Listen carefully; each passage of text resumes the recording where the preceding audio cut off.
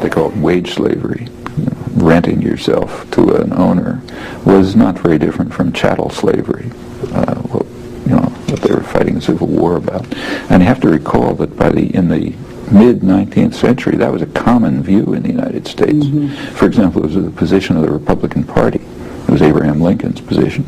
It's not an odd view, but there isn't much difference between selling yourself and renting yourself. So the idea of renting yourself, meaning working for wages, was degrading. It was just an attack on your personal integrity. And they despised the industrial system that was developing, that was destroying their culture, destroying their independence, their individuality, constraining them to be subordinate to masters, there was a tradition of what was called republicanism in the United States. We're free people, the first free people in the world. This was destroying and undermining that freedom.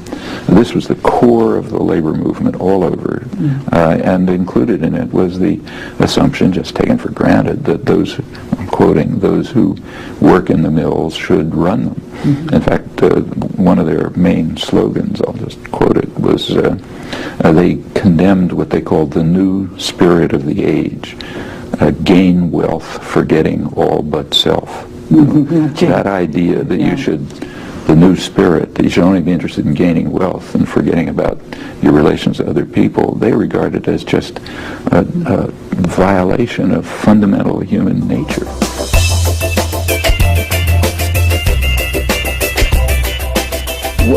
What is your notion of legitimate power? Under what circumstances is power legitimate? Well, the core of the anarchist tradition, as I understand it, is that power is always illegitimate unless it proves itself to be legitimate. So the burden of proof is always on those who claim that some authoritarian hierarchic relation is legitimate. If they can't prove it, then it should be dismantled. Can you ever prove it? Well, it's a heavy burden of proof to bear, but I think sometimes you can bear it. But the question that always should be asked uppermost in our mind is, why should I accept it? It's the responsibility of those who exercise power to show that somehow it's legitimate. It's not the responsibility of anyone else to show that it's illegitimate. It's illegitimate by assumption. If it's a relation of authority among human beings which places some above others, and that's illegitimate by assumption. Unless you can give a strong argument to show that it's right, you've lost.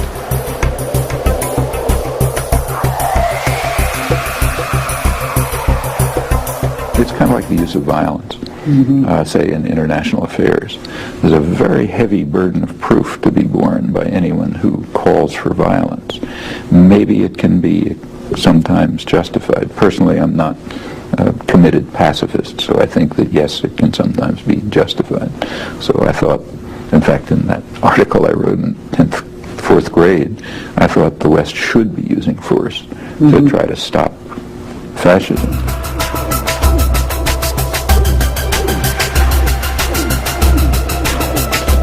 You're a libertarian anarchist, and when one hears that in the way issues are framed in this country, and we know why there's often so many misperceptions because of things that you've written, help us understand what that means. In other words, it doesn't mean that you favor chaos or no government necessarily. Well, remember, the United States is sort of out of the world on this topic.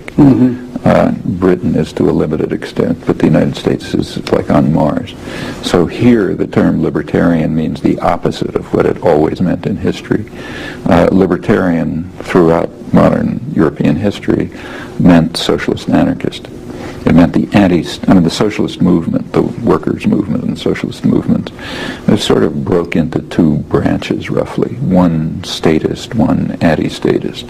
The statist branch led to Bolshevism and Lenin and Trotsky and so on.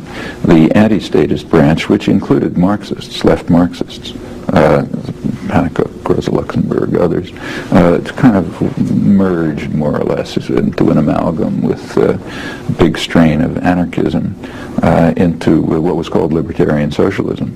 So libertarian in Europe always meant socialist.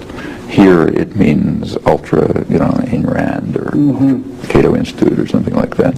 But that's a special U.S. usage having to do with a lot of things quite special about the way the United States developed, and this is part of it.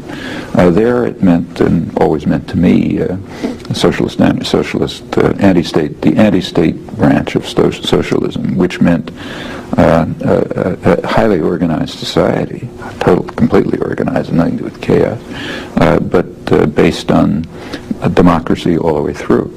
That means democratic control of communities, of workplaces, of federal structures built on systems of voluntary association spreading internationally. That's traditional anarchism.